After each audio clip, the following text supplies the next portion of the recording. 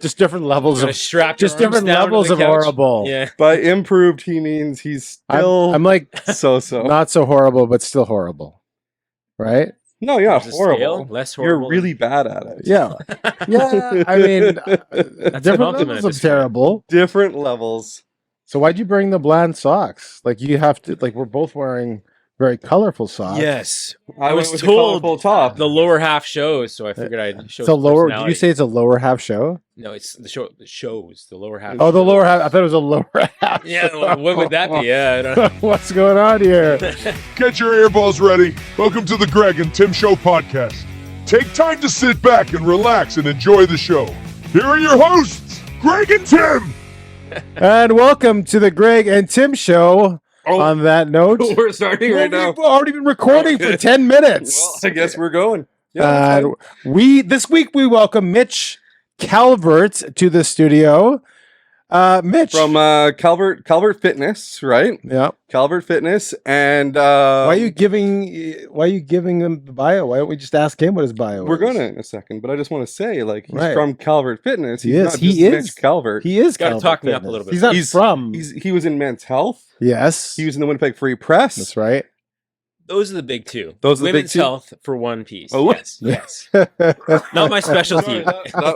No, I wanted to start with a very important topic. very important. We are here. This is a We are very here at your request, interviewing later than we usually interview. And just to let you know, I'm missing my first NFL fantasy draft. Oh, So whoa. this is how special you That's are in messed up. studio. Yeah. I That apologize in to advance. do this interview, I'm missing it. So I could be having the worst draft. The computer is picking for me. I have no idea who I'm I've seen getting. you Oh my pick gosh. before. I think you're probably having an okay draft. Okay. You could probably do the show and still draft. I'm thinking. I can, but Yeah. every time I look at my watch, he gets mad at me. Oh, I don't get upset or mad at him. I just think that the guest doesn't think he's paying attention. Ah, When he's like this, That's he's like, true. "What time is it?" And yeah. and then the guest is like, "Well, I guess it's time for." I me to could have leave." done the whole thing and just asked his advice though, because you're a sports guy, eh? Big sports guy. Yeah. Yes. What's Very your cliche. favorite sport? Well, Canadian. It got to be hockey, but Yeah. baseball was up there. Now football's probably edged it out a little bit. But Yeah. Did you Yeah, play hockey's- hockey as a kid? I did not well. No, Not. you did not, I or did- not well. I did not well. I You did have a not, break there. comma, well. Yeah. There yeah. we go. And My weight was part of the fact. Yeah, and you guys probably know my backstory, right? I gained Yeah. a lot of weight in early years, so hockey no longer became very, very easy for me to do. I'm Yeah. back playing though. I've been playing for 12 plus years. in Okay. adulthood, so I love it again. But Yeah. Yeah. In men's leagues where they're very chippy and angry, and they the just later the game, the rougher Yeah. it gets. Yeah, they all think they're Yeah. making the NHL. yeah. Yeah. But I just can't quit. Yeah. It's one of those things. So, you wanted to start out with a different topic, though. okay, so you know a lot about fitness and diet and personal health, and we're gonna get into that. But we wanted to throw you a curveball at the beginning of the show, Love curveballs. so that it had nothing to do with any of that stuff, which interests me completely. So we're going to talk about my most hated topic we've ever talked about by far, and see if you have any interest in engaging us in what is pretty much Greg's favorite thing to ask a guest. Wait, so it's your most hated? I can't He loves stand it? talking about it. But he you actually brought it up. He wanted me Yeah. to bring it up. I wanted Okay. to start with something different. Okay. And everybody seems to have this, like we ask the most genuine questions, about life, family, religion, health, and nobody wants to talk about it. But whenever we talk about this, to this day, we might have not talked about this for 3 months, and which is the case, 3 or Yeah. 4 months, and people are still commenting about previous things about this particular topic. Okay. Isn't that Yeah. correct? Wow, That is you correct. Really It's our built it most- up. And it drives me absolutely insane. And I'm So hoping, you're and really, I'm hoping you say, Greg, this is ludicrous. I don't know why you brought this up, Tim. You are smart and you know not to discuss this it. will be hilarious when you love it. The Okay. topic is the Mandela Effect. Okay. Do you know what the Mandela Effect is? Not in great detail, no. Do you remember the movie Shazam by Sinbad with Sinbad Yes. in it? Yes. Yes. Yes. It doesn't exist. Shazam doesn't exist. Shazam doesn't exist. Well, does the movie Shazam not exist, or does the movie with With Sinbad. Sinbad? The Shazam movie with Sinbad as a Okay. genie Yes. Do Vaguely, yes. I'm sure I watched it, and you're claiming that it doesn't exist. It doesn't exist Because of the Mandela Effect. because right? of the Mandela Effect. Okay. Give him a So- few more examples. So Yeah. the Mandela Effect essentially is the reason it's called the Mandela Effect is some people remember Nelson Mandela dying in jail, and Nelson Mandela was actually released from jail and died later. Some people remember the Shazam movie with Sinbad. Some people think that that's hogwash and it's never happened in its life. But there's people that are messaging us saying, I've got the video, I got the movie, it happened. Even Sinbad says it didn't happen. So I got a question. I got a few questions Yeah. for you. Well, Go down Mandela the was list. Go down the released. list. We're going to get into this Mandela Effect thing. Yeah, So yeah. essentially the Mandela Effect is saying that there's two different universes. You're from a universe, Tim's from a universe. And one year they actually collided, and some of us from one universe and some of us from the other took place of each other. Okay? My answer would be you've watched too much Marvel movies, right? Like all this stuff is. It's very close to a Marvel movie. Yes, it But- has that feeling. Did the Monopoly Man have a monocle? Yes, So in that picture, which one's right? monocle. Okay, But let's you're gonna see. say it's that one. Let's see. unfortunately. Swipe up. Ah. No monocle is correct. But you could have found that anywhere and just Nope. photoshopped it out. No. Nope. That's the no monocle is correct. Okay, let's go to the next one. Okay. Which Pikachu's right? Oh god, I don't even see a difference. I guess I'm not a big The tail is the Pokemon difference. person, but I noticed. If I had to guess, I would go with the red yellow. Yeah. Yeah, Okay. but I'm based on no intel. So Okay. you're right on that Yeah. one. Okay. We'll go to the next one. So this one, are you a Star Wars guy? Middle of the road. Did you watch Star Wars when you were Love the growing up? movies, Yeah. Yes. So which C3PO do you think is right? No, which one do you think is right? Yes, I know the answer, unfortunately, but I would go with the pure gold. Yeah. So would I. But, But the real answer is gold and silver. And Tim's not a Star Wars fan.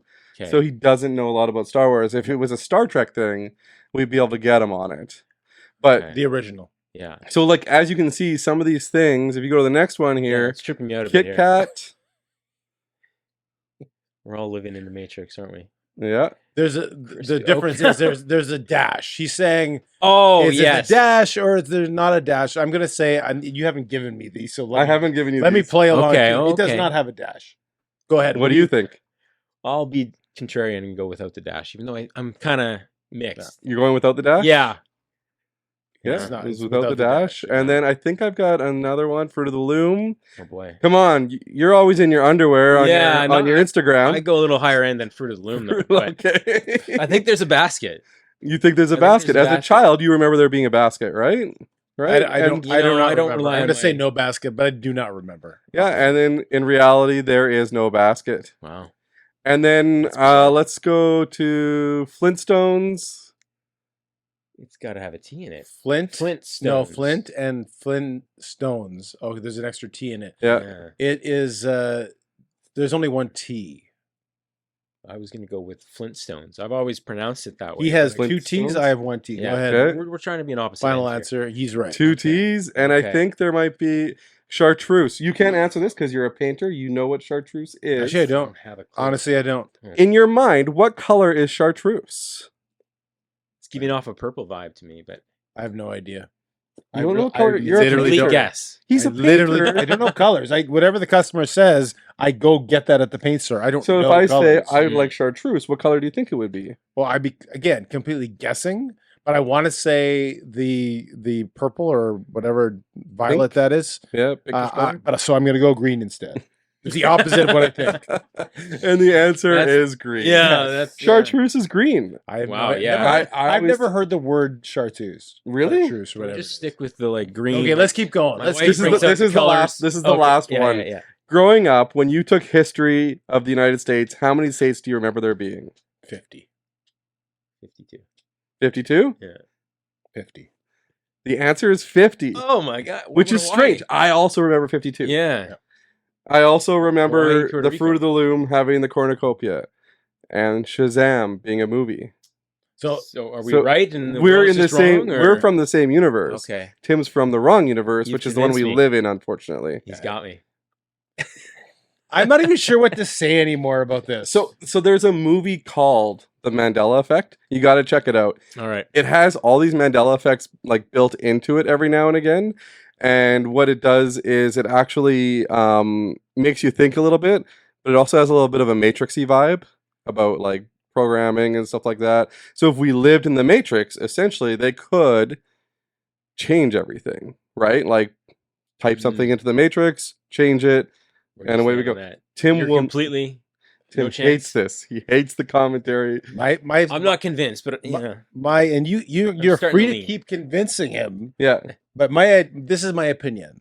Some people need a little bit of extra spice in their life and to get their brains going. That's a little bit bored in the day.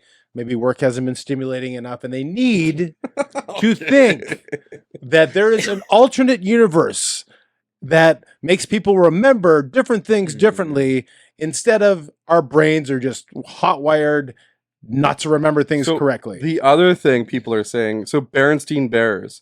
Do you know Berenstein Bears? Yeah. How do you spell it? Bernstein. I don't think it has an E in there. B-E-R-N. B-E-R-E-N. Yeah. Yeah. S-T-E-I-N. A-I-N. No. Yeah. No. Got these books at home. You're gonna be I'll grabbing these have to books check when you this get out. home. Yeah. There are people that will message us and say, Yeah. nope, my grandmother has a copy of Shazam with Sinbad.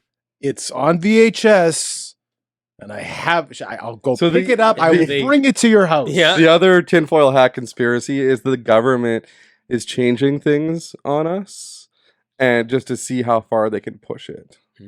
That's the other tinfoil Well, hat. you might actually get me to believe that. There's some people that have the fruit of the loom. Like if you go on TikTok now, and now that your phone's over there, it's hearing all these things. Sure, I'm going to be getting. So you're going to be getting Loom without the basket. Well, you're going to get Mandela Effect things on TikTok, and then there's a lady that actually has Fruit of the Loom T-shirts with the basket on it, and she's telling us that the government is lying to us. Okay.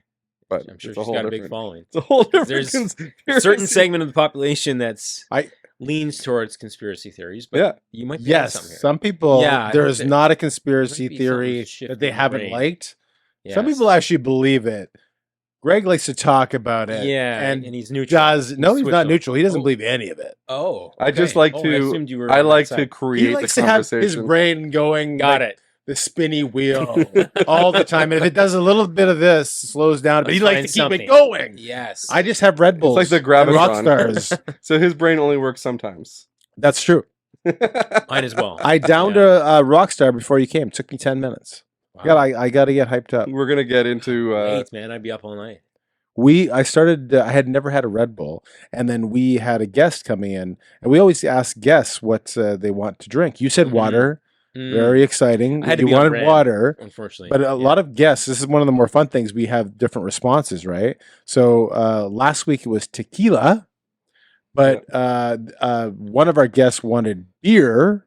So we bought him three Three beers, beer, and he had all three three. King cans. Oh, wow. Yeah. And he got them. Content must have been Yeah. really open. He made And them I won't say disappear. who it was, but it rhymes with Rug Brown. Oh, I saw some clips where you The just last never seen name one. was yeah, Brown? yeah. It rhymed with Brown. It might have been Brown. Yes. And then, so anyway, so what the Avery Martin, she asked for Red Bull. Bull.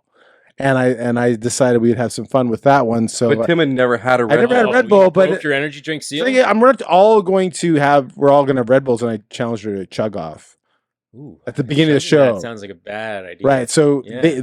You know Red Bull cans, how small they are? Just hammering them. On No, your I shoulder. bought the king size ones Oh my too. God. And then he made us chug them. Yeah. Greg said he threw the competition. How was your sleep that night?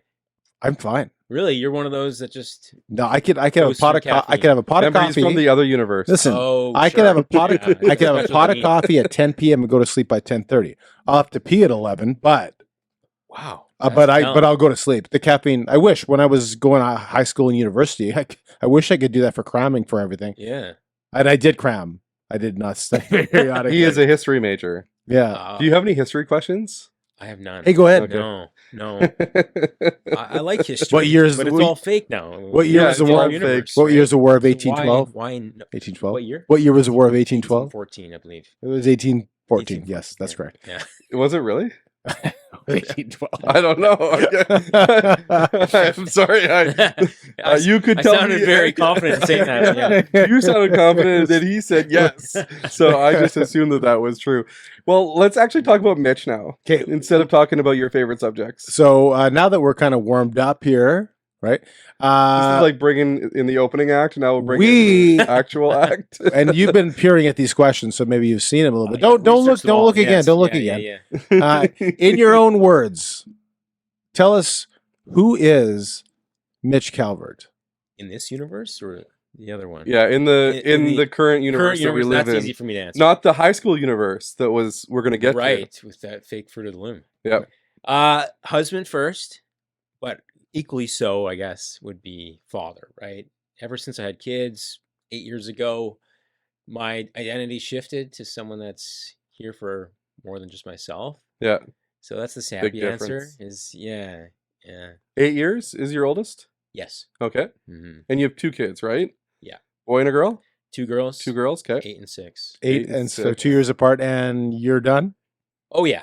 Yeah. Oh, come on. Yeah, no, it's just the gap is too wide now, and Don't the you pregnancy want- was tough on. You don't want to have a boy? Bringing the You second want to have time. that? I thought you were going to say I thought you were going to say pregnancy was tough on you. Oh, it was grueling as well. Yeah.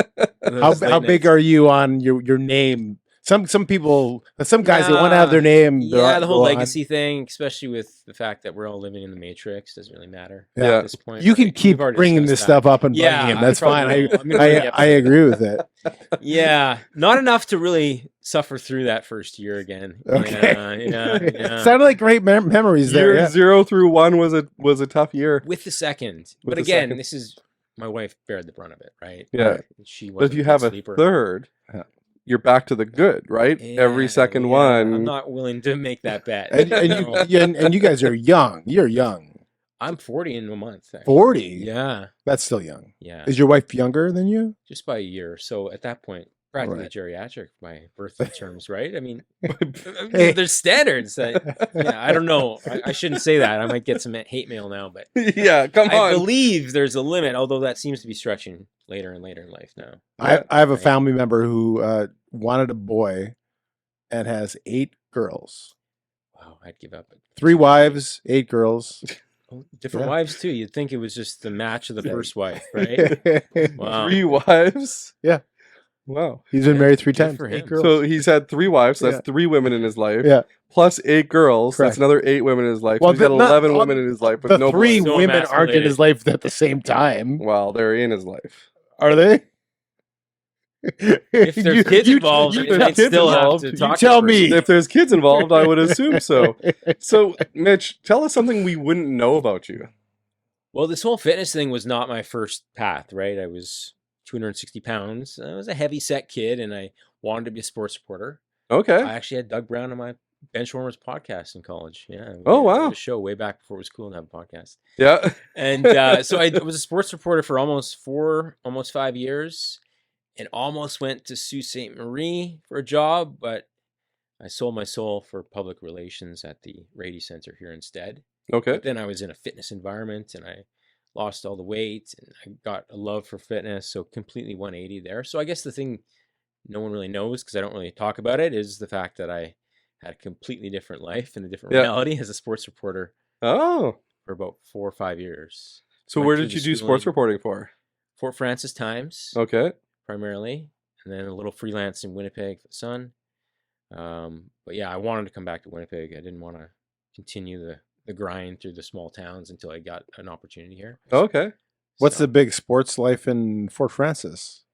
Yeah, well, it's surprisingly pretty intense. The high school parents were not kind to me if I criticized their son or daughter in the newspaper. Because it was Hate all mail. high school sports? They have a junior B team, like the equivalent of MJHL. Oh, okay. So that's their big claim to fame. Yeah. They get 300-400 fans out, and it's rowdy, rough. And they're probably not nice to you either if you said anything mean. No, and the fact they can find you. They can walk right into the newspaper office on Main Street, and now I want to talk to that guy. And There was no like You weren't in a office of any sort. You were It just was an office. But Ish, there wasn't ish. a whole lot. It was the Tim Hortons. Yeah, basically it was the back office of a Tim's, and one line of a defense admin person, but they can see you behind them, so they Yeah. can pretend that you're not there. So okay. every day I had to have a bit of an argument with somebody about some little Yeah, detail. in that my sounds rules. like fun. Yeah. it So did was. you go to school for that then? I did. Yeah, I did Crecom Okay, here in town. here in so Winnipeg. U of W, the joint degree between the two. Okay. So a lot of time and effort, and then everyone says newspaper's dead. My first year on the job, I'm like, oh shoot, what's happening? The internet is ruining my life. And then you started doing your podcast called Benchwarmers? That was through the college, yeah. That was through the college. Yeah. Okay. And you had Doug Brown on. We had Doug And was Brown. Doug Brown your big claim to fame, or did you have He a was couple up other there. guys? Dancing Gabe edged him out Oh, a little Dancing bit. Gabe, yeah. But mostly local with a bunch of bombers on it. So you got into fitness. Yes. So let's back up. Okay. So your motivation to get into fitness was organic in that you were in an environment of fitness and you lost a certain amount of weight by doing XYZ. 60 pounds. And I'm kind of like you were when I was younger. I was heavy set, and I would kind of bounce up and down for my weight, where it was like I'd be up and down, up and down. What made you lose that weight, and did you fall in love with whatever you are like? Because you look great. You look like in great shape. And Should I leave? This is where the magic happens. He said when he walked down here. so and I'm gonna clarify what I mean by this, but I'm very interested in people's external motivations versus internal motivations, right? And so sometimes there's something so powerful inside of us that it makes us change who we are, and it lasts a long time. Sometimes people change things and it lasts a month, 2 months, but it seems like some people kind of take that energy and kind of run with it for a long period of time. And it sounds like that's where your story went. So what were your motivations, and how did it lead you into a journey of health where you are today? Yeah. We'll back it up a little bit. I mean, in high school, in gym class, those little body fat devices where you grip it and rip it, and it gives you an inaccurate number, mind you, but a number nonetheless of what your body fat percentage is. Yep. And my gym teacher at the time was a mustached, rah guy, and everyone They had to all be- were, I think, everyone had to back be in the like, 90s. yeah, it was a different world for sure. And his standards were high, and he wanted every guy just diced and ripped and shredded. So we had to get that test done in gym class, and then he started writing down the names on the whiteboard and the body fat percentage, and it kept going until the very last row, and it was me and my 38% or whatever, and I wanted to find a hole and crawl into, right? Oh man. So that was, I guess, the initial, maybe I need to change something. So Yeah. Shame, yes. external motivation. Yeah, embarrassment, Okay. public shaming. And didn't do anything with that information. No. I had good intentions, but didn't really start or really can sustain anything at that point. I was still in high school. Still, the video games kind of took precedence. It wasn't until my brother brought home Pumping Iron documentary, Arnold Schwarzenegger. Yep. Yeah. So that was years later. I was still going through school, university, and living with my parents, and saw him kind of get motivated. He was the type that would do something all in for like 2 weeks at a time and then be on to the And then, next. yep. But I happened to latch on to that Pumping Iron gym style thing, Okay. and his protein powder happened to be left over. So the fact that it was there, I had some tools at my disposal. That was all it took to get started. Yep. And I went down. It was obviously a bouncy road from that point forward. Through sports journalism, I just trained on the side haphazardly. I never really lost a ton of weight. But it wasn't until I got into the environment of actually the Rady Center. I don't know if you're familiar with a gym. I was in membership and marketing, but having a gym right upstairs, being around You can fitness go people, anytime. yeah, you start to really get into a routine with it. Did being Fall in around love with fitness people help? I think environment did. Yeah. You're in meetings with the trainers, and they're talking about fitness stuff. Yeah, macros, lifting heavy things. They're measuring your fat. Yeah, You're back in high school. Yeah. They're On the putting your board. stuff on the whiteboard. Staff with Still most last. fats. Yeah. Mitch, come on, It Mitch. took a second public shaming, in other words, to finally make the change I wanted. But yeah, that was, I guess, really the tipping point. So did you end up taking any kind of schooling? Oh, yes. Okay. Yeah. Went back for kinesiology. Okay. Kind of in evening shifts. you know, and I got so much hands-on experience at the Rady by working there. Yeah. Like I was constantly in meetings with trainers. I was coming up with curriculum for stuff. Ended up, you know, training a bit once I got my credentials on the side there. Okay. So it was sort of bridging that gap between starting my own thing and working at the Rady. And it was several years of dabbling in both before I took the leap Yeah. of faith in 2018, I believe, and fully went in. Jumping into your myself. own company and Yeah. taking on your own clientele and all that kind of stuff. Mm-hmm. So you've gone from doing what you were doing to taking your courses and going to the gym regularly and starting to transform yourself. But what made you want to take out of shape guys like myself and transform them?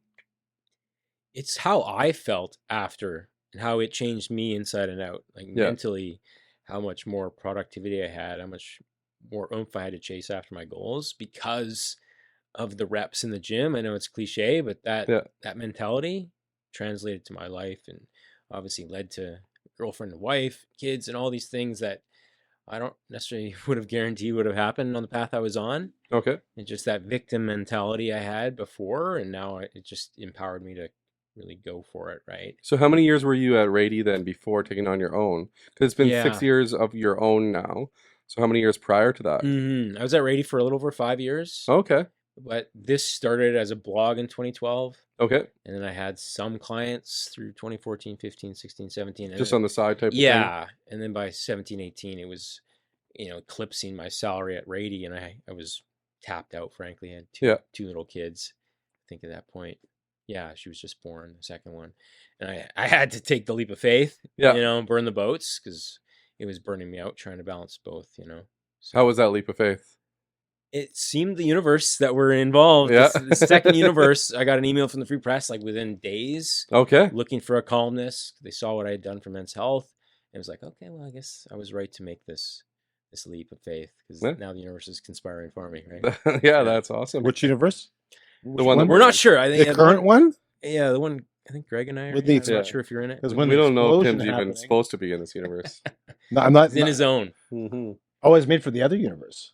Right. Yes. I couldn't. You're So gonna bring this up the whole show, aren't you? every show, all the time. So what do you find most rewarding about working, like, say, with a client? And what kind of clients usually come to see you? What are they wanting? Fat loss primarily. Okay. You know, that's what most over 40-year-olds are dealing with. You know, the compound effect of sleepless nights and career-driven people, and it just starts to creep up on them over time. And so, yeah, I would say 90% are looking for that 20, 30 pounds initially. Yep. Where do you start with someone? Like, let's say someone comes to you and you know, I got to lose this 30 pounds. I'm not really motivated. Do you find people want a drill sergeant? Do you ask them a bunch of questions to see what their goals are? Where do you start? Yeah, I mean, before they even sign up as a client, there's an exhaustive assessment process to ensure they're motivated. At least an 8 out of 10. I can bring an 8 up to a 10, but I can't bring a 4 up to an 8, 9, 10. Yeah. It's just they're just not ready to make the necessary changes. So oftentimes that process weeds out those people, but I want to help everybody. So usually I'll fire them away like a free cheat sheet that follows up with some emails. Maybe they start to see, okay, I can see myself doing this. That 4 becomes a 6, becomes an 8. What are some of the biggest misconceptions that people bring in when they come to see you mentally? That they have to be perfect to get results. You know, that they have to just make a complete 180 and forego all their favorite foods and never have a beer again and never go out on weekends. There is a give and take, but it's never as black and white as people make it out to be. Yeah. You know, and they'll start to see the residual benefits of just making minor changes right away. That the weight loss just kind of happens by default. Yeah, and you say that they can't have a beer again. I follow you on Instagram. You do a lot of Instagram reels. You talk a lot about some controversial stuff every now and again about fitness and health and that kind of thing. About, you know, going on vacation and you know, enjoying yourself and not just becoming, you know, super regimented, right? Mm. Am I correct in that assumption is how you Yeah. feel like going on vacation? Not to let go of everything, but to let Mm. yourself actually enjoy yourself, correct?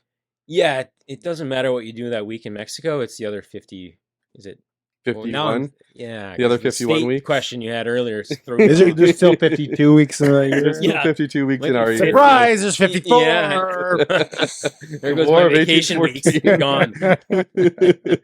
So yeah, like on vacation, you can let loose every now and again. This is a Mhm. question because Tim doesn't used to do cheat days. He used to do one cheat day a week. Yeah. Sundays, Jesus Yeah. Day was also cheat day. And I believe now that he might be doesn't some- do any cheat days.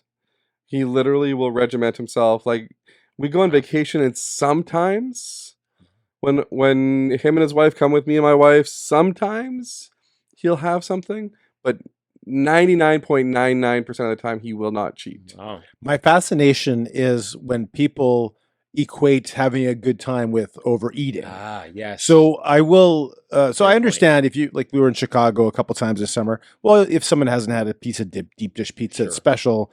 If you're Mhm. going to New York, Sicilian pizza. There's certain things that you have to have a. You kind of have to have them, right? But when we're going to the States and we're having Culver's every second night, nothing special about that per se. So I've never understood why it's equates to overeating on vacation to have a good time, Mm. or how we have certain foods that are comfort foods, somehow sugar and really things that are technically unhealthy for us is something people should want, or that it equates to having a good time. Never understood that, but that's just me. I'm weird. I'm different. What are your thoughts on that? Yeah, I mean, it's the North American way of excess. And you go to a movie somewhere in South America, they don't have tubs of popcorn that are just assumed that you're supposed to consume with the movie, right? So Depends on how long the movie is. yeah, that's fair. Yeah, I see where you're coming from, especially if you know how you're going to feel afterwards. It might take away from your experience. on the And trip. that's why I stopped Yeah. my cheat days, is because Monday I was walking around like a Bloated. zombie. It wasn't Yes. worth it. I was kicking my Uh-huh. butt all over the place Monday morning, afternoon, and evening, and it wasn't worth it to me to have some stuff that temporarily makes me feel better. Mhm. But Yeah, and I was once the cheat meal guy too, cheat day guy, and I'd come up with these elaborate, healthy cake recipes. I'd eat the entire thing, and I'd be so sick afterwards that I prefer people just save room at the end of the day for a fudge bar or something moderate that they can Didn't you do an enjoy. Instagram reel where you had a whole McCain cake or something? that would be impressive. Yeah, the red velvet cakes. The red velvet back in the cakes. day. Okay. Yeah, it would turn your feces red. It was clearly you're consuming too much if that's what it looks like coming That out. and the beet chips from Pine Ridge Hollow. Oh, okay. Have you ever had the beet chips at Pine Ridge Hollow? No. Just Have you- don't call the doctor the next day. Have you been to Yeah, Pine? okay. Have you been to Pine Ridge Hollow? Yes, Okay, yes. but you've not had the beet chips. I have not had the beet You chips. gotta that, try the beet that was chips. a mistake. You have to have the beet chips. Okay. Even I'll admit that. That- All right. That's what, fair. having the beet chips or calling the doctor? Both. Okay. so you have something called the Mansformation method. It helps people like myself, my age group, burn off their beer belly, essentially is what you call it, right? Or their Mhm. just their gut, that type of thing.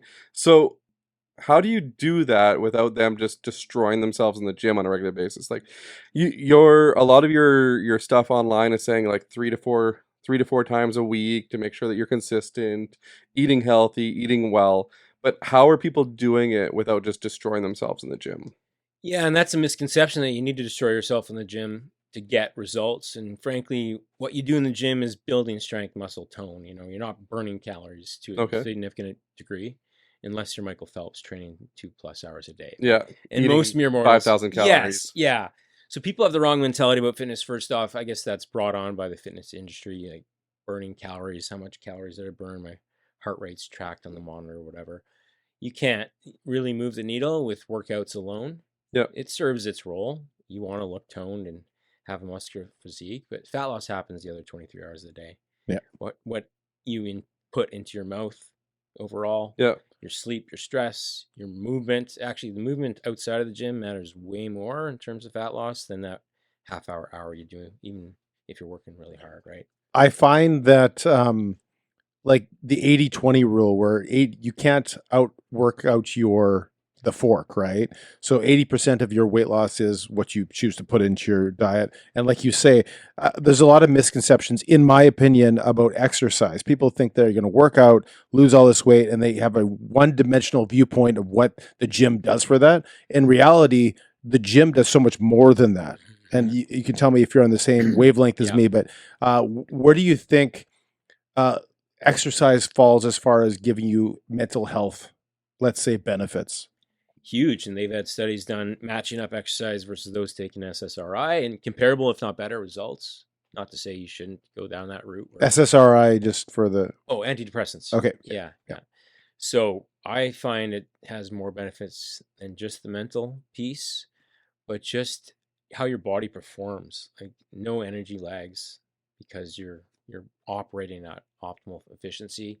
Resting heart rate's lower. It's a real magic pill in so many ways, but people overlook all that stuff because they're fixated on how's it going to move the scale number the next day. And it never has a really instant validating effect in that regard. Yeah, as opposed to all the chemicals that are released by doing exercises, like the endorphins, the testosterone, and all that kind of stuff, right? For men anyway.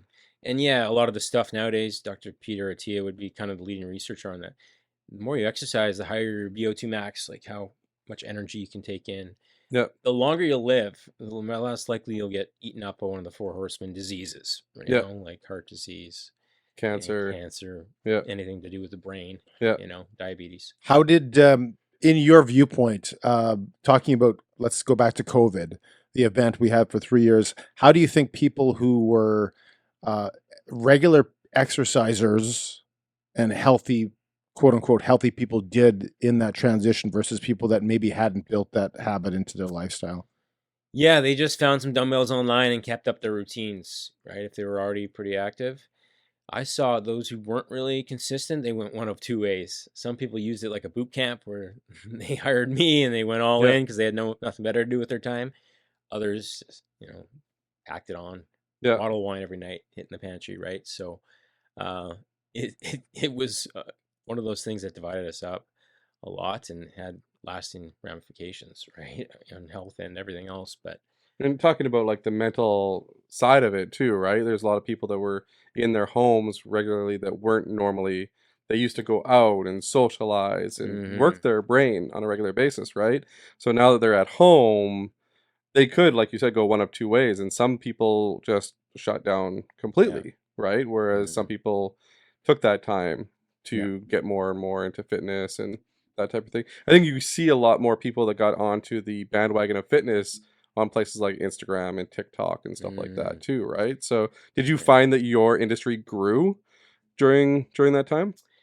Yeah, and I was sort of lucky because I had made the shift a couple years prior because I moved out of the gym. So I had all the tools and the virtual setup that I was training clients all over the place, not just in Winnipeg. So Winnipeg clients could just transition to how I was, successfully operating with others outside of the province, right? And certainly it brought on a lot of people documenting their journey and more coaches, certainly. Yeah. I'm all for more coaches because there's more than enough people that need our help. Yeah. So I'm always more of a collaborative approach when it comes to that. And you just connect with a certain coach, that's great. If there's something they do that I don't, then by all means, right? Yeah. But yeah, we're still fighting the good fight when it comes to overall health of our population and making a small dent right now. So. Especially North America. Yeah. Why would you say you're making a small dent? Well, we're fighting a losing battle against the food industry, right? And the sugar companies. Yes. And it's very hard to win that war with that bag of chips that, food scientists in a lab that are getting paid very well. But they have no trans fat.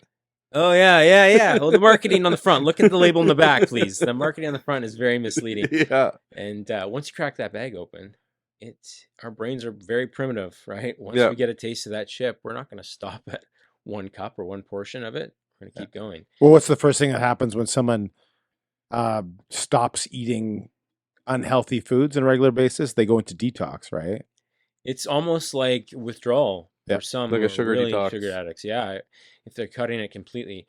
I never suggest trying to cut it completely. It's moderation, but if your devil is in the pantry that you're not going to moderate, like get rid of it. Yeah, trying to control your environment as best you can because you know, having a Mexican standoff with a bag of chips every night at 9 p.m., you're not going to win that. No. Willpower is not going to win that at the end of the day. No, I'll speak from experience, right? Like Mhm. if the bag of chips is in there and it's one that I like, I'm gonna pour a bowl and I'm gonna have a bowl of chips, right? Yeah. Like that's just the way our brains work. And Yeah. I think it's like you said primitive, but you know, if you put a bag of chips in front of cavemen, if it's food, they're going to eat it Mhm. because that's the first thing that their brain says is I need to eat to survive.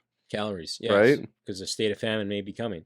Yeah. For us, there's McDonald's on every corner, so not likely ever going to face that scenario, right? So we don't have to fight for our food. No. Whereas back in the day, they'd have to fight for their food, farm for their food, and all of that kind of stuff. So their Mhm. bodies were working for the food too, right? So Correct. it actually brings me to something. You said the name Peter Attia. So he's recently gone away from fasting in a very extreme way. Mhm. So he was talking. I don't know if you saw the TV show called Limitless with Chris Yeah. Hemsworth. He was doing a fast. I think he was doing like a 72 or even longer fast. Mhm. And Peter T has actually changed his thoughts on fasting. But I have a keto clip that I wanted to show. This keto clip is essentially going to talk about whether or not it's beneficial to you. It's a guy by the name of George Janko, and the other guy's name is Paul Saladino. Oh yeah, okay. Okay, you know who Paul Carnivore guy. Saladino is? Yeah. Okay, Yeah. so we'll watch that clip here. Beautiful. I can show you pictures of myself when I'm on keto. I look like a different human being. Really? I don't think keto is a great long-term state for humans. It's stressful, especially for women, but also for men. We know that it elevates stress hormone. And so it stresses you out? It doesn't necessarily stress you in your brain, but your body is always doing these processes called gluconeogenesis where you have to create your own glucose. There are indicators that that is a stressful process. It's sort of a fallback process for humans. It's essentially a starvation state. Is this why they do this for people that are on cancer? The cancer thing with keto is interesting. I think that the data is not fully there right now. Really? Yeah, it's not fully understood that keto is the best thing for everyone with cancer. I don't think the idea that carbohydrates cause cancer is fully fleshed out in the medical literature. And the word carb or carbohydrate is something that's very confusing too, right? Because there's a lot of nuance there, like what's a carb, what's a carbohydrate? So what do you get from that clip? It can work for the right person. Even Jordan Peterson has talked about how he went completely animal based, Yeah. nothing but beef, and it worked wonders on his ailments. And if they've got, I don't know, I think his wife had some joint inflammation and it cleared that right up. And his daughter had autoimmune disease. Yes, and the it autoimmune actually condition as well. cleared Yeah. up for Mhm. Mikhail, I believe her name is. Yeah. Yeah. The problem is the people on the periphery that get good results from it, then they preach online that this is the only way. And I find the truth lies in the middle for most. Okay. Like even the carnivore guy, Paul Saladino, walked back. He's no longer carnivore completely. Not right? completely. That's right. Yeah, he's introduced fruits and honeys and some basic carbohydrates. Yeah, now. going completely keto. I mean, to say it's not for everyone, I think it would benefit a lot of people. Whether someone could do that, but going back to the fasting thing, I'm not sure a 72-hour fast periodically is not good for everyone to flush out your system, et cetera, et cetera. There is But the keto thing that like I was saying prior to that is that people actually used to fight for their food. right. Right. So like keto is using that thought process the way you eat, but you're not doing the fighting. Mm, Right. So your body's stressed by not eating, but it's not being pushed in the limits that it needs to be pushed in while you're not eating. Does that make sense? it does to a degree. I mean, they've shown in tribes that have a ton of activity, our bodies tend to adapt to the activity anyway and burn less Yeah. calories. So there's only like a range of how much calories you're really going to burn, even if you're super active during the day. Is that why people plateau when they take keto? When they Uh, do keto? Generally, I think it's more a challenge of adherence, though, right? Okay. Because you want to have that birthday cake once in a while. You want to have some sort of carbohydrate once in a while. Yeah. And it's that limitation that works in the short term. Don't get me wrong. People lose fat because their calories are a lot lower Yeah. by default. But, there's a certain element of enjoyment you need out of your diet too. Yeah. Even if you're striving to lose fat.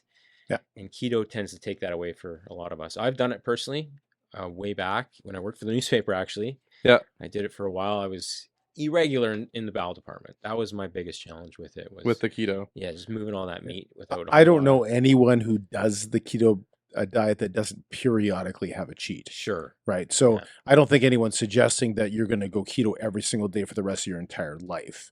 But if I can comment at all about Yep. the video, where he's saying that there's no research that suggests that sugars, as far as No, he glucose, did not say sugars. He doesn't said contribute. carbohydrates. right? But he clarified there's different kind of carbohydrates, right? So Yeah. a blueberry and a strawberry is different than a carbohydrate that's in baked potato or French fries or in an ice cream sundae. So I think that's what he was saying. There's a whole movement. There's a book called How to Starve Cancer, I think, and it's taking sugar items and taking it out of your diet, and that can help shrink or kill cancers. And I do believe there's some merit to that. Yeah. I don't think that's what he said, though. I think he Yeah. said more so I think he was carbohydrates. I think he and was carbs in general. I think he was questioning the science behind sugars and cancer. I think he was in that. Yeah, I went on a tangent there. Yeah, I think But you to- missed. I think you missed that part. But to Um, go back to Peter Attia, the reason he's backed off of long-term fasting and keto to some degree is the importance of muscle retention And that's- yeah. longevity. And it's hard to retain muscle if you're especially starving at yourself. that age, right? Like when Sure. you're getting older, Yeah. it's harder to retain that muscle, right? And there's more and more links to like grip strength and just having the ability to get up after you fall. That Yeah. has a huge factor role in that too. So it's hard to maintain muscle in the absence of carbohydrates that fuels your intense workouts. But if you're super sedentary and you've got a lot of fat to lose, I see keto working for the right person. Yeah. I'm not How do you dogmatic about it. speak to when you were in school? Let's say you're 10, 15 years old to when kids are now in school. What are some of the detriments or some of the things that are harming our kids today as far as diet, nutrition, and society? I think food quality has just gotten more and more diluted, certainly, because it's big business, big money, and it's just mass produced and it's stripped of a lot of the micronutrients. I don't know if it was a book called The Dorito Effect, where healthy food used to taste a lot better. You'd get the chicken breast fresh from the farm and it was juicy and tasty and it still had great macronutrients. And now it's mass produced. The chickens live a horrible life, comes out all dry and Steroid induced. yes. And that trickle down effect leans people more and more towards processed foods because the taste gap is so much wider now. Like the processed foods taste better and better Yeah. compared to the healthy foods. Were kids and some of the arguments is that kids also don't move as much as they used to. Sure. Is that true? Like people show me pictures of 50 years ago when everyone was like thin. Is that just a wishful thinking? That's not really how people were, or is there some truth to that? I think there's some merit to that. You've seen like pictures of the beach in the 70s to the beach now, and the population as a whole a lot thicker. Put it I think you can politely. take pictures of the beach in Europe versus Even pictures of Europe, the yeah. beach here even, Mm, and you can see a big difference still. Like European beaches are still very similar to what yeah. we would see from like 70s and 60s. Yeah, and I don't know if we can point the finger at one factor. Like Can we? the nutrition, certainly big food, but our sedentary lifestyle is the combination of that. And Yeah. I think we're more stressed and not sleeping as well as we got our faces in our devices until late night. Like all that stuff has a cascade compound effect on Right. our weight There's gain. that dopamine addiction on Sure. your phone Yeah. that you like for the sleep deprived people and that Yeah. type of thing. I really like when I look at it, I point at big sugar. That's Mm. sugar to me is what tobacco was when my parents were kids. Right? Like they're pushing like sugar has such a control over the food industry these days, just like tobacco had over the health industry back in the day. They used to say smoking was good for you, Yeah. right? Yeah. And now look at how big the sugar industry is, right? There's how many different kinds of sugar these days, and each one of them is claiming that they're the right kind of sugar, but all of them will give you a spike in your insulin, correct? Yeah, and the thing is, I lump sugar and fat into one, right? It's the junk food industry. Yeah, It's the combination of the two typically. Yeah. Like refined carbs, yeah, not great. Sugar's not great, but sugar's in healthy things too, like blueberries, strawberries, etc. But in a donut, you got a ton of saturated fat, you got a Yeah. ton of sugar. It's the excess calories that are Yeah. to blame. look at how long the lineup is at Krispy Kreme. Yeah. It's- you know what? Exactly. I've been working close to Krispy Kreme. The lineup is quite a bit shorter 3 months in, It is and shorter. the light was red. And there's nobody there. It is shorter, but we were there last weekend and it was still The a weekend, 5-minute wait. And Yeah. when we left, it was probably about a 10-15 minute wait. I think it depends on the day, but Yeah. like that obviously is Krispy Kreme opens up. It's super popular. Yeah. You know, a new fast food joint opens up, super popular. So like, are we being conditioned to only like the fast foods? Well, it tastes good, admittedly. Yeah. They know what they're doing. It's basically a form of crack cocaine at some Yeah. level, right? You want to keep Yeah. coming back for more. What we've seen, though, if you look at the research, obesity rates continue to climb with sugar intake. But over the last 10, 15 years, sugar intake's actually dropped. Like, companies are becoming more aware of reducing sugar from their products, but the calories remain the same. We're still eating Are they 400. just increasing the sizes and then decreasing the sugar? Apparently not. Oh, okay. No, our actual grams of sugar we're consuming day to day is dropping, Okay. but obesity rates continue to climb. So it's hard to vilify just one thing, but what it is we're consuming almost 400 calories more per day than we were in the 70s. Okay. So it's just that excess calorie intake is Add to that the lack of movement. And Yeah, you're going to have you a compare it with obesity that. epidemic. yeah. Well, there's a lot more people in front of computers and in Yeah. front of screens for daily work. Yeah, and a lot portion less. sizes continue to get bigger and bigger, right? You go to restaurants and you've got one serving that's 1,200 calories. It's a day's worth of calories for some people, right? And it's funny because some people pick restaurants based on portion sizes, Oh, yeah. right? Like you go to a Mhm. restaurant, you're like, well, like how big is this meal or how big is that meal, right? And Paying you know. for it, getting more value, right? Yeah. yeah, Mhm. I You're try paying to 20 I bucks a try to meal. have him share his food with me so it's less portion, but he doesn't like it. I don't share. So the question for you: do you share food? That's a tough one because once you go, I like to actually box up a percentage if I know I'm over my allotment for the day. Yeah. That's my tool to get the box before the meal even comes. Oh, that's pretty good. Because if it's asking afterwards, I'm going to finish everything. Your wife's name's Brittany, you said? Yeah. So you and Brittany go to the restaurant. You order your meal because that's the one you wanted. She orders her meal because that's the one she wanted. And she goes, "Can I try yours?" Yeah, What- no. No. No, Okay, no, you're- unless we're trading. Unless we're trading. Yeah, well, you can trade. If it's You a can taco buy, for all a something. right. You win. I win. I That's knew what it. mean. I knew you were setting me up for something there, the way you guys were looking at each other. I can't eat any of his food. It's like He can't. Is My there a wife trade can't. option? nobody can. can. And it's not really a trade option. Lorraine gets the first bite nowadays. Oh, really? Nowadays, Like I usually will like if it's a pasta meal because I really we don't eat pasta a lot at home. So when we go out, I like to get a good pasta meal because that's that's Mhm. what I like, right? Yeah. So I get the one I like, and she gets a bland one that she likes. And she's like, "Would you like to try A mine?" I'm bland- like, a bland "No, one? I So don't the like." trade isn't attractive to you. trade isn't Okay. attractive. your wife It's like- chooses bland food. Yes, compared to what Wow. I like spicy. You heard it first on the Greg and Tim show. I Shane's like- wife Ruby Lorraine only Calling her likes out. bland food everywhere she goes. Wow. So she'll do more like a chicken bacon ranch, and I'll do more like a spicy Italian. You know what I mean? Like Okay, you like so spice. I like- Yeah. I like a little bit more flavor to mine, and she likes the ranch, right? So, yeah. So I also don't share food. So I get where you're coming from. Yeah, it's hard, but I could see a bartering system working. yeah, you right? you, A you taco get like for, 8 different plates. You have 8 So he people, already Oh, has- and then family you- style. and yeah. then you Well, he family won't style's do different. families. No, that's similar. We do family style. So we've Some gone to places When are was Shea the family last style. time we did family style? when we had to. When we had to. When we had to. See, there we go. Shea Cafe. Have you ever been to Shea Cafe? I have not. I've been to a few that are family style. but Yeah. I don't know if And Love it. family style's I love it. okay, but When he has to. okay, when we're he gonna has bring it to. up right now. We're gonna bring it up right now. Tim, no, I'm gonna talk right now.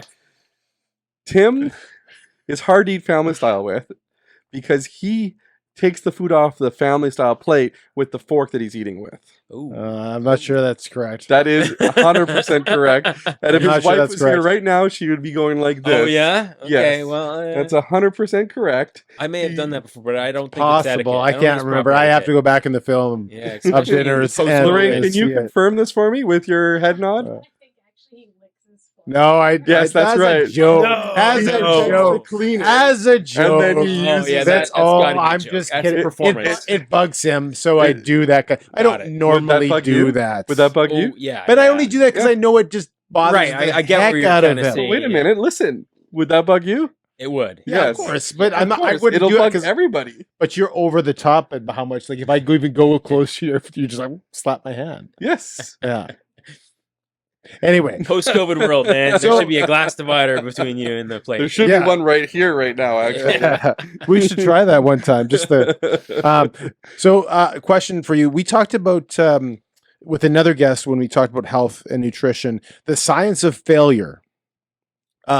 When someone has a meal or a day or a couple of days or a week where they don't eat properly, some people will say, you know what, I'm getting back on the wagon and I've gained a couple pounds, but I'm raring to go. We're going to hit it hard the next week. And other people say, well, who cares? I failed. So I'm just going to keep eating these Doritos and keep going to Krispy Kreme because it's all over. Why do some people, in your opinion, because we don't know exactly the answers, why do some people quit and some people just push harder when they fail? It ties back to your identity, right? If you identify as a healthy, fit person, you're going to deviate for a while, but not forever, right? But if you're kind of faking it, trying to really grin and bear and make good choices, and you fall off, then that tends to lead to falling off more and more and more. So it does start between the years, that mindset that, I'm committed to being a healthy person for X, Y, Z reasons, and having a strong why to continue to make the effort. But if you're just forcing it for a surface level goal, you probably won't continue to make the effort. So you identify as a healthy, fit individual, both mentally, physically, all those things. And maybe when you were younger, the identity wasn't there yet. Yeah, I've been on both sides of that equation, so I understand what has kept me on the straight and narrow. Not to say I'm perfect. I have lots of setbacks, but for the long haul, it's because I can't see myself, living any other way. Yeah, no, that said, it's my job too. So that makes it easier than someone that isn't doing this for a living. I get that piece to it. Yeah. But having a short list of reasons for why you want to do this, I want to be around for my kids, I want to intimidate their future boyfriends. That's the case for me. Certainly. Intimidate their future boyfriends. Yeah. Yes, okay. That's definitely on the high. You whispered that. Yeah, but eventually your girls will see it this. came up. Yes, unfortunately, it's definitely a reality. True. So having more and more reasons to want to make the change in the first place, and reminding yourself of that, if it has to be a sticky note on your computer, like I'm doing this for this reason. And you're a taller guy. You're taller than you appear on TV. I know. Everyone says that. I must do. You're 6'2". Yeah, you're 6'3". At the most, I'm 6'3". At the most, 6'2" at the most. I was going to say 6'3", but then we proved that I was not quite that. Well, you had tall shoes on. That's true. Tall socks on. But I got limited to 5'11", which really hurts because that So 6 close. foot was so close to me, and I'm only 5'11". So I'm going to switch gears here in a second, but before I do, quickly, when you are off the wagon, what do you cheat with? Well, I call it the law of red velvet cake, right? Because if the red velvet cake from Sal's doesn't get into my car or into my fridge, it doesn't get into my stomach and contribute to belly fat. So I don't have it too often. Yeah. But a birthday is coming up, 40th birthday. Certainly, I would expect. Red velvet cake from where? Salisbury House. Oh, yes. Do they have like a special red velvet cake? Do. Like you buy a whole don't cake? Don't try it. You'll be addicted, man. Isn't red velvet cake just regular cake with red icing? Don't go there. Don't say that. It's white icing for one, but it's a red cake. Oh, it's red cake. Yes. It's regular cake with red dye. I would like to think there's more to it than that, but yeah. But if I told you that, maybe your brain will stop thinking it's so good. Yeah, he's been conditioned. He's been conditioned. That does it. Is it a cream cheese icing? It is. But it's a little. How they make it, I don't know. It's not. My mom makes a rhubarb cake with a cream cheese icing that is amazing. Anything with cream cheese icing, let's be honest here. So good. My wife does a red velvet cream cheesecake. Okay, cheesecake never been. I can take it or leave it, honestly. Yeah, but red velvet cake from Salisbury House. That's your cheat cake. I want my so just like last recording, Greg is going to have that tomorrow. So tomorrow he's going to pick up a red velvet cake from Salisbury House and post and eat the whole cake. And no, you don't have to eat the whole. Just half the cake. The rest of your family can have the other whole half. Cake there. Well, yeah, it's not massive, but it's a good sized tray. So like when you're there eating at the restaurant, can you just order a piece? You can order a slice. Yes. Okay. Yeah. So that might be better for you. Yeah, it's not as fun though. It's nearly as fun. Yeah. So at least a piece. Anyway, I was just curious. So I want to move on. Big pharma, especially in the Canadian healthcare system. What are your thoughts? And when you go to a doctor today and they're prescribing you certain medications, how do we trust those people to not think that they're not being biased in what they're giving us? The doctors, you mean? Yeah. Yeah, it's a hot button topic. I have friends who are doctors, so it's difficult for me to slander their name, but I will. I was going to say, you can just say I can't answer. Yeah, but you I mean, can do whatever you want. It's kind of, they're set up to fail, right? They're order takers. They have to see so many people a day. What do you get, 5 minutes with the doctor? They're going to make a quick judgment call. It may be right, maybe wrong. And oftentimes it comes down to prescribing something because people want something tangible. They want relief. That's going to help instantly. And often a pill, placebo or not, may or may not have that effect for certain people, right? Yeah. I like to think there are people in the pharmaceutical industry who have good intentions, and there have been drugs that have certainly had a positive impact, I think a net positive. Yeah. But overall, track record's pretty bad, right? And the same goes for doctors. Yeah, and the tough part is finding a good doctor, right? Yeah. Like finding one that you can trust and that you can go visit on a regular basis here in Canada, right? Like we love our free healthcare, but the problem is because it's free, we don't get the same kind of attention that you would get if you were paying for your healthcare. Does that make 100%? Yeah, you agree with that? Yeah, which is why people are overbooking appointments because it's free. You Yeah. know, if you had to pay for every visit, you'd likely use that a little bit more wisely, and then that's a strain on the system. So we talked to another guest a while ago about we compared your symptoms, if you're having symptoms of anything, to the check light engine of your vehicle. And Greg made the joke that he has a vehicle where all the lights are on, Like a Christmas tree. like a Christmas tree, but because it's on its last life, he's just going to let it die. Okay. Yeah. Yeah. And Well, it's more expensive to keep it alive Yeah. Okay. for my car. we talked to, it was actually Dr. Dan a number of months ago, and he said just because you have pain, it's not a bad thing. But in our culture, we're taught pain bad. How fast can I make this pain go away? Instead of asking the question, why is this pain here? What is it telling me? And what are some of the deeper things that I need to go into to alleviate that pain? So if I have constant headaches, we're going to take a pill or get prescribed a pill. Whereas those headaches might say, you need to get better sleep. You need to have a better diet. You need to get more exercise and these things. Do you agree with that concept? Yeah, it's the whole delayed gratification versus instant gratification mentality of our world, right? And the Advils and the short-term benefit, right? Take the pain away, but long-term pain, right? Because you're not addressing the root cause, which could be lack of hydration or lack of movement, or like you said, you came up with a list of things that might be causing the headache. So I'm all for not prescribing things unless all natural routes have been exhausted. Just like, I don't know if you're that familiar with the Ozempics of the world now, right? It's a drug. Supposed to be a diabetes medication. It is, yes. And they later discovered after prescribing it to diabetics that, they seem to be losing weight. They're not as hungry as they were before. So let's mass produce this for suppressing appetite and losing weight. And I mean, they're making a small dent into the obesity crisis potentially. But is it the first choice, the majority? Yeah. The side effects could be way worse in the end, right? And there's no long-term studies to say exactly what in terms of heart health and that type of stuff. Yeah, for someone that's clinically obese with a bunch of, risk factors, potentially those side effects outweigh the potential side effects of the drug down the road. Yeah.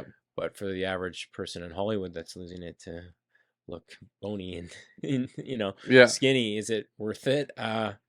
I guess if their career depends on it, for the majority of us, probably not a good trade-off, just not knowing what the actual... Sure. Yeah. So how do you balance your home life with kids, with your work life, with your training life, and then also your training on your own fitness journey? How do you balance work life, home life, and your own fitness journey life all together? Well, I'll be honest and say that there were times when my own fitness journey took a bit of a backseat building the business.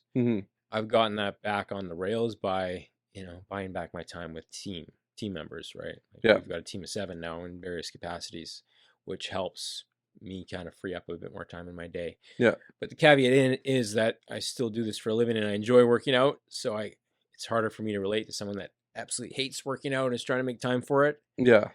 I'm hopeful and almost convinced that they should grow to love it. The better they get at it, the more it becomes routine and automatic. But that Yeah. takes time. It's pushing a boulder uphill for that first while. Where do you start with, just out of curiosity, sorry to interrupt the question, but where do you start with somebody because someone's obese or overweight, just walking, then they go from there, slowly build up, or what? Yeah, I'm not a big one habit at a time guy. I like if someone's super motivated coming in, let's install as many as we can. And it's our big 5 habits we talk about. We don't expect them to be 100% compliant with them, but they're simple at the end of the day. Water, steps, nutrition. We call it our CAP framework, which is about calories and protein, right? Just getting those right. And then the sleep and the strength workouts. And introducing them one at a time, but trying to get them all in the mix as quickly as possible. Because once they get momentum on one, they tend to be able to get momentum on the next. And once they see results, then it creates motivation to continue to do it. So if we just introduced drinking water, would they be motivated? Because they're not going to see much results from that for weeks at a time, right? Yeah. So I prefer to kind of boot camp style, get them in for the first 12 weeks and really dial everything in. And if we have to scale something back, we will. But crush their spirits. Yes. Do you do everything remotely? How are you meeting with your clients? Majority are virtual only clients now. Yeah. Virtual? Okay. We have an app built out. I can see when they complete a workout, what they're eating day to day, like all the accountability they actually need Okay. is in the program. Whereas when I was a personal trainer only, I would put them through a ball busting workout once a week. Yeah. Then every Monday came back, oh, how was your diet? Oh, I drank too much and ate too much. And we'd be stuck in this cycle, right? Yeah. Whereas now I'm nudging them when they need it most. Yeah. And there's real check-ins and accountability to those other 23 hours a day. So you say it's virtual and it's on an app. So do you limit the amount of people that can use it on a regular basis? Is that how you're being able to monitor individuals? Well, I have other coaches, right? So everyone has a limit in terms of clients, what we Okay. can safely, because it's true one-to-one coaching. I want to provide something different from the Looms or Nooms or whatever that app is that's more automated. Yeah. So they're actually getting human interaction and support with the technology to kind of bridge the gap, right? Okay. So we do like a formal check-in on Mondays, kind of a report card they fill out. We do have group calls through Zoom. I have a therapist on my team who kind of does more of a mindset call. Midweek momentum is Wednesdays. There's a real active community within the app, like points-based challenges, right? Where it's automated. You get a point if you do your food log, a point if you get a workout, you see yourself on the leaderboard. We gave away a trip to Mexico. Like we go all out with those and gamify the grind, so to speak. Yeah. Because that really human nature being what it is. If you see, immediate gratification for your efforts, because we know the weight loss is going to be delayed, then they can keep plugging away. So have you kind of taken the video game mentality and put it into this? Get their dopamine firing a bit for good reasons. Yeah. How many coaches do you have? 2 others. 2. Okay. Yeah. Okay. Yeah. So it works. You can handle a lot more coaches in this format than you could personal training, trying to schedule sessions with people. And I find, we do virtual classes as a part of it, but we find people need support in other areas. It's not so much the workout that they really need. And you developed this in COVID because you had to? Is that what I understand? No, you did it in 2018. Yeah, it was before, yeah. So you happened to develop a system that really benefited you during COVID. Correct. Beforehand, it was more hybrid where I would still meet with them every couple weeks. And then so you were raring to go. Yeah. When this all hit. Oh, yeah. So I actually benefited, frankly. It was unfortunate for a lot in the industry who were solely in person. And a lot of people didn't want to go back to hybrid after. They found they got everything they needed from how we operated. There's a certain percentage that want more of a therapist, someone to kind of talk through their problems with as a trainer. So that's not me, because that's that meetup where... Yeah. Is there a detriment to, and I know where you go virtually, it seems like everything else is virtual. So if someone wants to go see a therapist, like they'll talk to someone over a screen. If they, what are the downsides to human interaction for where not just you, but it seems like the entire universe is going that way? Yeah. Well, we don't really know yet. I find I have a business mentor I've never met in person. We do Zoom calls. I get every bit I need from that. So I'm kind of used to this delivery model and it works, but I could see there's a certain segment of the population that you're not getting quite the same body language or interaction through a Zoom call versus face to face like this. So Yeah. the reality is, I think it's not going away because it's so convenient. You don't have to commute across town, Transcona, to do a podcast. So I guess the biggest difference though would be the fact that you're doing a Zoom call to help people's lifestyle, right? Their health, their workouts, their lifestyle. So you're not putting them in front of a screen just to talk to them about random statistics or meeting notes, that type of thing. Your Zoom call is more of a progression, I would assume, like where you are in your progression, Yeah. where you are going, and what your next steps are, that type of thing. So Yeah. it probably gains a little bit more. I'm gonna say like credibility because of that. Is that Yeah, I mean, our Zoom calls aren't just random, oh, another meeting on the calendar. It's one-on-one focused 90-day blueprint, and I have what I call my perfect fat loss blueprint. So we actually map out, okay, what's your goal for the next 90 days? Yeah. Here's action step 1, 2, 3. What do you need to do within 24 hours, 48 hours? All right, here are the check-ins at 7, 14, 21, 30 days.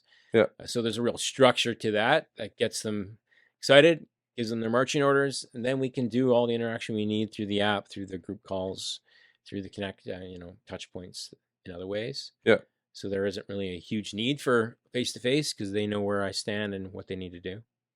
Where do you find the word meditation, faith, and or religion fall into developing a healthy, let's call it soul or mind? I think it's big.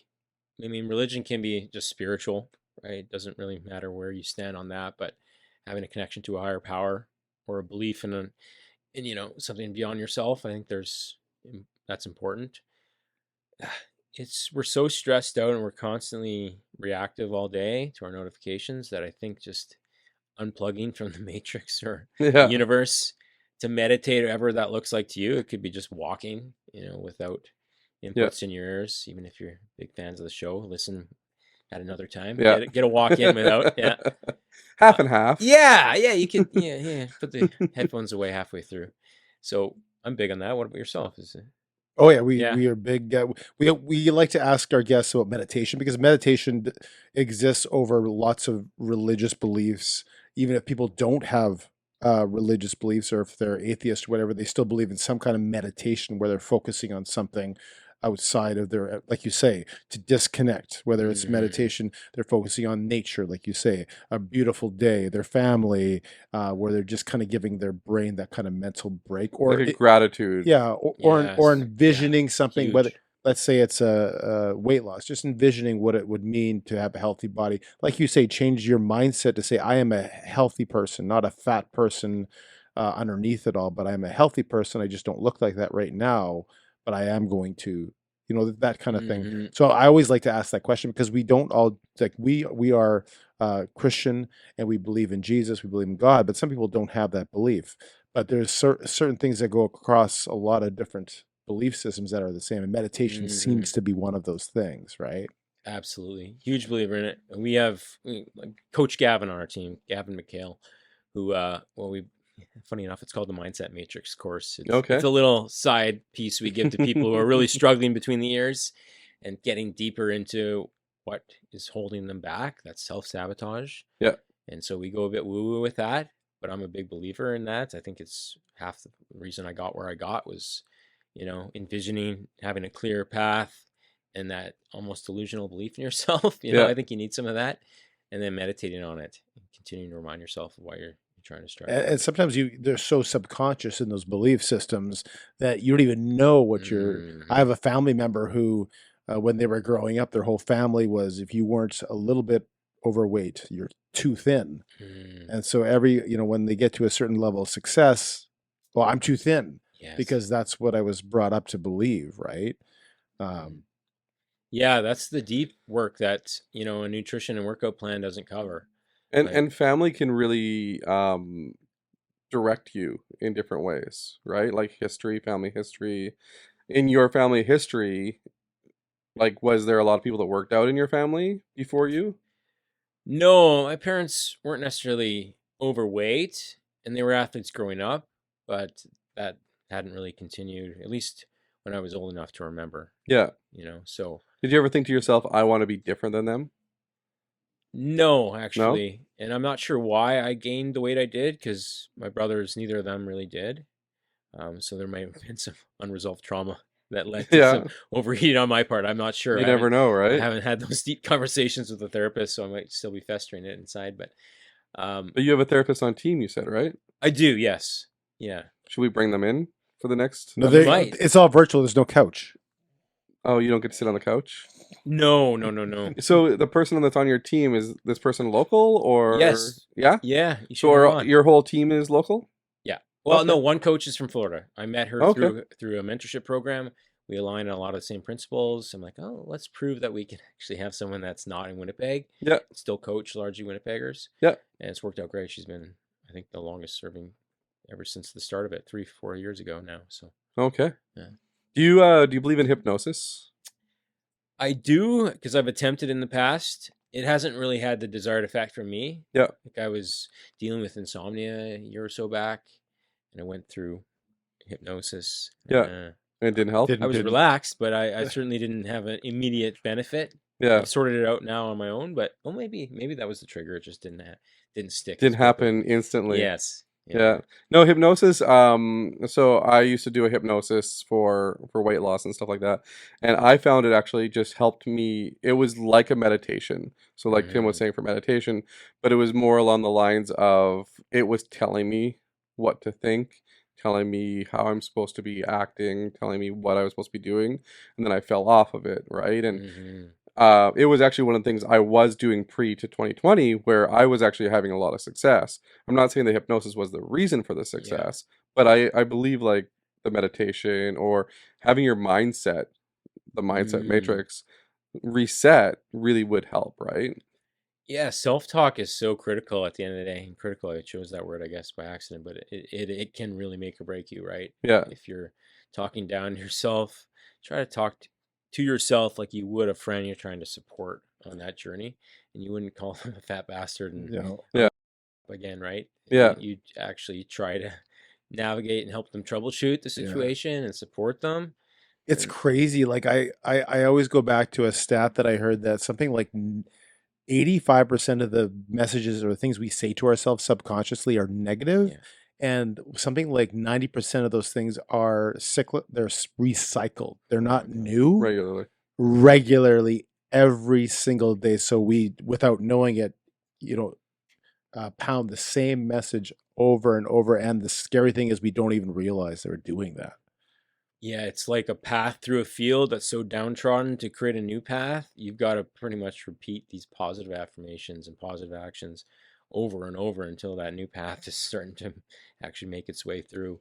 You remember the SNL movie with Stuart Smalley, where he would stand he would stand in front of a mirror and say, "I'm good enough, I'm smart enough, and doggone it, people like me." And it was a whole skit with Saturday Night Live. And I think Michael Jordan they would have these famous people and he'd have them say all these things, even though they were very secure. You'd think to themselves, and I think Michael Jordan was like just laughing. He couldn't stop laughing or whatever. But they made it a whole movie. Stuart Smalley Saves the World. It's actually a full-length feature film about this character. But it's funny because it was comical, but in reality, life lessons all through it. You really should be saying these, I'm good enough, I'm smart enough, and doggone it, people like me. There's probably some truth to it. I don't know about you guys, and this is just me speaking out loud here. Most of my ability to think that I'm going to do something happens at the end of the day. You know what I mean? So like when I think, oh, I'm going to work out tomorrow. But it's always at the end of the day where I feel like, okay, here's my plan. I'm going to figure that all out. And like positive talk is happening at the end of the day. I find it really hard to do it in the morning though.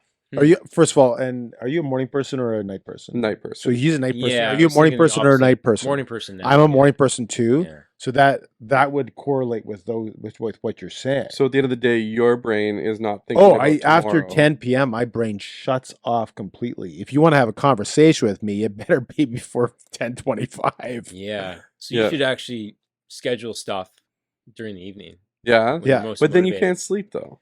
Well, it depends on how late we're talking here, right? Yeah. It should be at least 2 hours out from bedtime, or else Okay. it could affect your sleep. Interesting. It's the I whole- see you're wearing. Is that an Aura ring? It is, yes. Okay, I got an Aura ring on as Oh, well. nice. Very nice. So I got a have tattoo. you?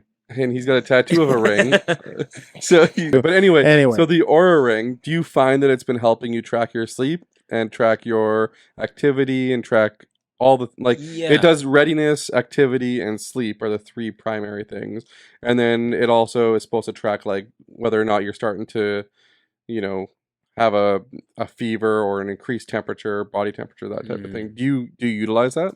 Absolutely. Yeah, I like it. I take data with a grain of salt from these and try not to have it affect my day. If it gives me a low sleep score, but I feel good, I'm going to try not to convince myself that I didn't sleep well. Yeah. But at the same time, it's motivating to see your step count like anything and try to stay within that range or target it gives you. Yeah. HRV, I think, has merit. I think knowing it's higher is optimized for probably a better workout that day. So I certainly factor that in. And if you do have a bad sleep score, you can actually look back and say, okay, like I went to bed at 11:30, I got up at 7, I may not have gotten as much as I needed, that type of thing, right? And even if you do feel great, it'll still remind you like, hey, you are supposed to go to sleep at this time, you're supposed to get up at this time. Yeah. Just to kind of keep you on track too, right? It helps change your behaviors a bit too, because you see the impact of even just one alcoholic beverage on your resting heart rate, your sleep quality. It can have an impact if it's too close to bedtime, right? So like, okay, I'm going to try to avoid that. Yeah. Even if it's hard. So I like these kind of devices, and I like that wearables are really in vogue right now, and that there's VO2 max tests and different ways to go about really optimizing your health. Yep. I mean, I think people can take it a bit too far and overlook the basics that still work best, right? Yeah. Just getting your sleep and walking and Get your 7 to 8 hours. Yeah, and and not if you're gonna sit in a sauna for 20, maybe it'd be better off to just go for a walk if it's the choice between the two. But I see the value in all that stuff as well. So cool. What's your bracelet? Consistency compounds. It's our slogan. Calvert Fitness. Yeah, keep showing up, right? So consistency compounds, meaning like your consistency, and you're just building on that consistency on a regular basis. Just like an RRSP, right? Keep putting it in your and it's gonna go up. Gradually over time, you'll get the payoff. Exactly. We're not going to go into the RSP versus. I don't think we're going into mutual anyway. funds. Both ideally, no. We have anyway.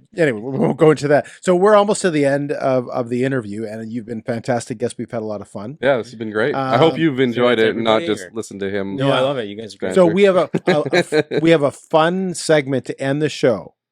And then a couple questions. Couple small questions. A couple small questions. So you want to do the fun stuff or the couple small I questions? want to do the fun stuff. I'm going to do it. Go ahead. So we're going to do something. I'll explain it. You do it. Yeah. You're so good at explaining this game.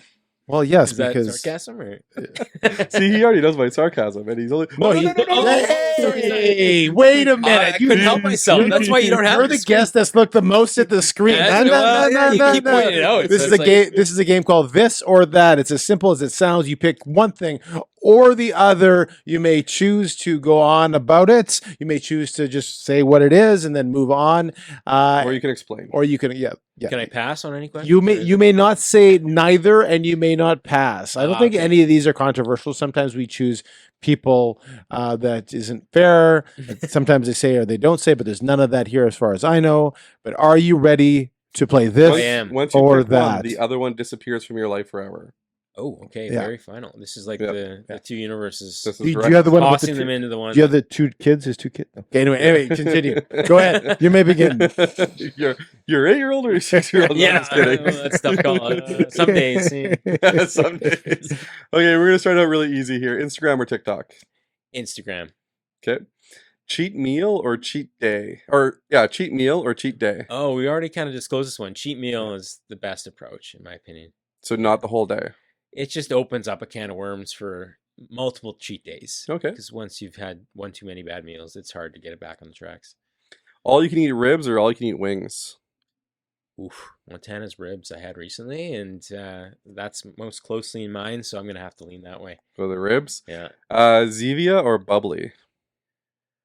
We're sponsored by Bubbly here on the show, so I'm gonna have to go with Bubbly. Oh, do you have a contact? Can No, you yeah, just yeah, get yeah. the contact from he's Michael assuming Bublé. that because we have the can here, we're sponsored by. We are unfortunately not. Oh, you don't get this free, huh? No. No, That's unfortunate.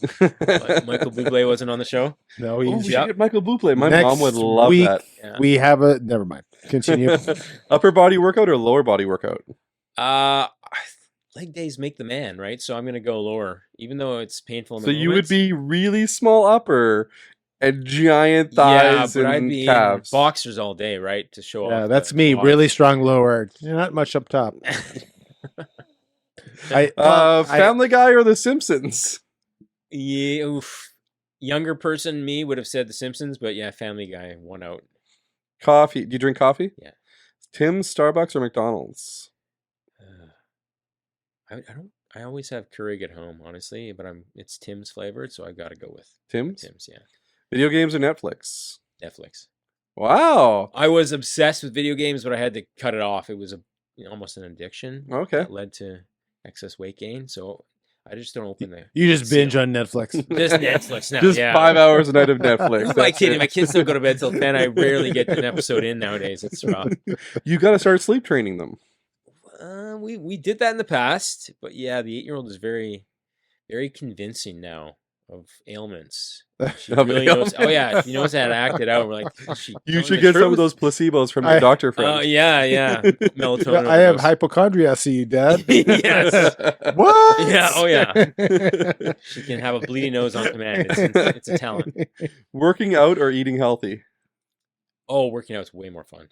Okay. Yeah. Eating healthy is the hard part. So you would have for to just Tim. work out every day and you'd have to eat junk. Or I'd be you'd eat okay with that healthy if and I not could work stay out. lean and yeah. What's your daily workout, by the way? Push, pull, legs, typical bodybuilder split. Although I like to kind of break it up in twice a week per muscle group. So you do muscle. You don't do cardio. You just do muscle. Oh no, I do cardio. I do get my step count. I play hockey once a week. I try to test my VO2 max like once every couple weeks. Assault bike? I got one in the mail actually. It's coming. Do you? Yeah, I was 'cause so treadmill close to sprints buying are, one. tough on the knees. So You got the glasses instead. I Priorities. got a spin bike instead. oh well, that. So I was gonna go assault bike, but I went spin bike for like you can use it for more things. Yeah. essentially, Yeah, right? yeah. So, where are we? Friends or Seinfeld? Seinfeld's got to be. Okay. Yeah. Mountain climber or beach bum? Beach bum, Mexico. Yeah. Yeah. Chocolate or chips? Chocolate. Yeah. Yeah. Sweets over salt. Yeah. Amen. I might know the answer to this one already from earlier conversations. Arnold Schwarzenegger or Sylvester Stallone? Yeah. Arnold all the way. Based on movies. Based on movies, still Arnold. Yeah. Yeah, I like the Rambo series, but Arnold is just he has so much different. Avery watched Kindergarten Cop. I said, "What did you do last night?" Oh, we watched Kindergarten Cop. It's not a tumor. She never watched that movie until yesterday, and that's the only line that anyone ever says on that movie till today. That movie came out must have been 30 years ago. The only line people ever remember is "Not a tumor, Not a tumor. not a tumor at all." Or get to the chopper. It's the blend of action and comedy that I can appreciate, right? Yeah, that one. And what's the one with Sinbad in it, where they That go wasn't a movie, was it? Shazam. they Yeah. fight over the toy, the Christmas one. Oh, it's Oh, yeah, Jingle sure. All the I Way. watched Jingle that all the recently, way. Yeah. iPhone Not or his best Android? work, but Android. Simply because I'm a Google guy all the way. Oh, So no. I've got to have the So Google perfection- Docs. There it is. So perfection is not attainable. We've just figured that out. Playing sports or doing CrossFit? Oh, sports. Yeah, you don't like CrossFit? I did a spell of it, and my knees were never the same. So Okay. I appreciate the appeal for the right person. Yeah. I like the competitive nature of it, but I like to kind of lift with a bit more structure. Okay. Yeah. So those are the questions for this or that. I always add 2 questions at the end. Top 3 places in Manitoba for a date night with your wife. Top 3. Steep Rock. Steve Bit of a Rock? commute. Bit of a Oh commute, my but goodness, my wife's been great trying to get view. me there forever. Oh yeah. Yes. So Okay, now I'm we had gonna a have to cabin go. in St. Laurent, which meant it was only an hour and a half to get there. So that was the Okay. only reason we went. Otherwise, it's what, 3 hours or so. It's a Yeah. long drive. Yeah. Yeah. Okay. The So next Steep one. Rock. Okay. Yes. Yeah. It's cliche, but you can never go wrong with the keg. Yeah. Right? The keg might be the number one choice of everybody. Really? Yep. Yeah, This is about the three or four times that third or people said the fourth, yeah. keg. So very I popular. suggest we need more options. Is there a That's what I'm saying. specific keg? Well, I lived in Westwood for years, so the West Portage one is still the closest for me in Charleswood now. Okay. So, but we don't get many date nights these days. It's grandparents. We're asking a lot They're if we take away selective. for a trip. So just for a date night, they're not so willing to Yeah. to step in. Unfortunately, the last one would be a sporting event, likely the Jets, but Bomber game night is pretty special in the summer too. There's something to do with a beautiful night outside Exactly. at That's what you can't at get the with hockey stadium. games. Yeah, you can't get that, right? Mhm. That's what I love about the Gold Eyes games. Yeah. You can just sit there and just Mm. enjoy it, and Yeah. real grass, and Yeah. I don't know. There's something about Gold Eyes games to me. Yeah. Yeah. Well, nature is calming, right? So there's something there. I was talking to somebody at church on Sunday, and they were saying baseball. Ugh! I said you have to remember, you don't have to like baseball to enjoy a baseball game. It's Mhm. getting outside. It's the smell of the grass. It's having a hot dog. It's talking to your friends, where you can't do that at a hockey game. So I might have sold them on baseball. And the last question in this This is round, Tim's last question. Yep. in this round of this or that, We got two questions it's left. the appendage after this or that. Okay. Yeah. One Appendage, person, dead or alive, Ooh, that you could have a 20-minute conversation with today. dead or alive? I like Barack Obama, so I think I'll go with that. Just because he's He's still alive still, right? He's still alive, so there's Okay. hope for it, right? At least Yeah. last I checked. Oh, and He we'll hasn't been shot at. he has not Okay, been good. shot. No. at, Okay. Barack Obama is still around. no. So, are you going to steal this question from me too? No. No. He's stolen this one from me for the last couple of weeks, so Do that's you have to why. put your name on the questions, or Yeah, You do. you do, and it He still doesn't treats matter. questions like food. They're his questions. They're my Ah, questions. And okay, if I yeah, take yeah. any one of his questions, I'm stealing his Ah, questions. it's like- So he's Work like at the the family kid that dinners. doesn't do his homework, and then he comes to class. And he's like, "Greg, just give me some of your work." did I do my homework? You did today? your homework today. All right, well, there you go. You did I a good appreciate So job. then you may ask So your he question. still steals my questions. Yeah. This is the last question of the episode, and then we're going to let you go. I want to know one piece of advice that you would give today to somebody who's trying to get back onto the fitness train, back into their journey. What is one piece of advice that you would give to somebody today? Enlist support. Stop going on a lone wolf journey with it. It's hard enough. I personally just hired a fitness coach again. I just like having someone in my corner to take the decision fatigue away and have that accountability just to report in. I just perform better, business, fitness, anything, when it's the power of the hive and there's a community around you and there's support, because we all know what to do, generally speaking. Yeah. Eat less, move more. It's overly simplified, but it's the fact. So if we can't do that on our own, we've tried in the past, and you're listening to this right now and you're like, oh, I'm motivated to go again and do exactly what I did the last time when I failed. You should probably look for a different approach. Something. It doesn't have to be me or a coaching program even. There might be something else that'll still give you that support you need. Yeah. Ultimately to succeed this time. That's awesome. Now, tell us, for the people that do want to get in touch with you, what's the best way for them to get in touch with you? MitchCalvert.com, Instagram.com/ is it forward or backslash? What do they call that thing? Backslash. Slash? Am I right? Mitch Calvert Fitness. That's probably the That's place your to be. Instagram. Yes. Mitch Calvert If you're Fitness. easily offended, maybe just go to my website first. MitchCalvert.com. Download stuff. Yeah. Okay. Instagram And that's gets a good little in both racy. universes. That's good in both universes. For Correct. now. And but in this one, he doesn't wear a monocle. Oh, okay. That's right. Yes. So MitchCalvert.com on Instagram, looking up your name, Mitch Calvert, or / Mitch Calvert Fitness. Boom. Are you on TikTok? I am, but like I kind of hinted at before, I'm not a big fan of that platform. It's Okay. a time suck, but there is a And profile Facebook. Are you on Facebook? There's Facebook, there's LinkedIn. LinkedIn, Facebook. Just look up Mitch Calvert Fitness. Got it. Okay. All right. It's awesome having you in the studio. Yeah, thanks, Mitch. Thanks for your time. Okay, Appreciate guys. this.